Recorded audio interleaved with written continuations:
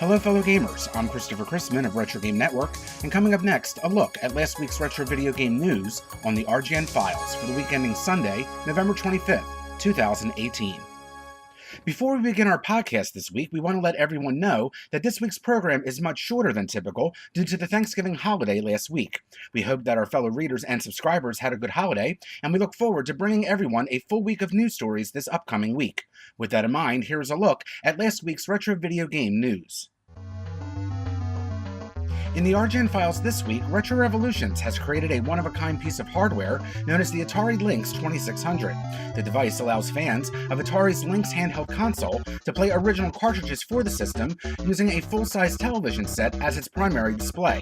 The creation was made possible by a homebrew modder named Jared Green, who was the one responsible for this one-of-a-kind mashup system. The Atari Lynx 2600 utilizes an original 4-switch model Atari VCS console as its casing. Because the portable Lynx system did not natively include any form of video output support, the more recently created McWill LCD modification kit was used. However, instead of having it detect video output, it was used as a method of sending VGA-based output. It was then used in conjunction with a VGA to HDMI scaler that was located inside of the console, which could then be used with the gamer's choice of either a high-definition television set or VGA-based display. Because the Atari Lynx offered multiple action buttons as opposed to the Atari 2600 single-button joysticks, Green had decided to hardwire a modified Nintendo NES controller to the system to ensure not only the best possible comfort during gameplay, but for proper compatibility with multi-button games as well. Recently, Jared Green and Retro Revolutions brought the unique and original Atari Lynx 2600 to the PAX Australia event, where users asked when the system would be made available for sale. Unfortunately, at this time, the Atari Lynx 2600 is presently a one-of-a-kind original item, and there are currently no plans by Retro Revolutions for mass production of the system.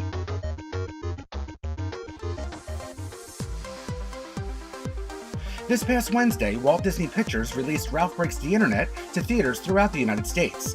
Debuting in 4,017 theaters in the US, the film has officially hit the #1 spot of all movies from last weekend. It also brought in the second largest Thanksgiving 5-day gross of all time, which was followed by Creed II, which was the largest holiday opening ever for a live-action film.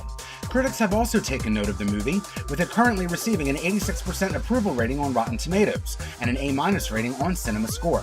With a $175 million budget, Ralph Breaks the Internet has already been classified as a success during its opening weekend. As of the end of the business day yesterday, the movie has brought in a grand total of just under $126 million in ticket sales, where over $84 million of that came from within the United States. It played to an audience in which 44% of moviegoers that saw the movie were over 25 years of age. However, one big difference between Ralph Breaks the Internet and the original Wreck-It Ralph from 2012 is that the sequel played to a different crowd that was 51% female when compared to the first movie, which was male-dominated with a 55% attendance rate during its opening weekend. The movie opened this past Wednesday here in the United States and opened later in Russia last Thursday and throughout China and Mexico last Friday. Ralph Breaks the Internet opens throughout the United Kingdom and Spain later this week, with a Japanese premiere occurring on December 21st. Retro Game Network will be offering weekly box office and financial ticket sales information and updates about the movie's success until further notice. And finally, this week, you may have noticed that our RGN Files podcast time period has shifted slightly. Traditionally, we upload our podcast every Sunday morning at 9 a.m. Eastern Time. However, with our upcoming coverage of the box office data of Ralph Breaks the Internet, uploading a podcast at that time period would bring listeners way out-of-date information.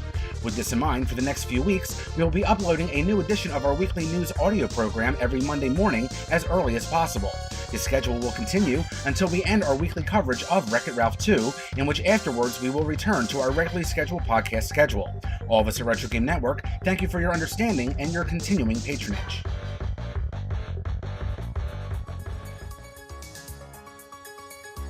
That's it for this week's edition of the RGN Files. For those listening on VGM on FM, please stay tuned, there'll be more music coming up shortly. For complete details of any of this week's stories, visit RetroGameNetwork.com. And don't forget to check us out on our social media outlets on Facebook, Instagram, and YouTube at Retro Game Network, and on Twitter and Twitch at RetroGameNet. For the RGN Files, I'm Christopher Chrisman.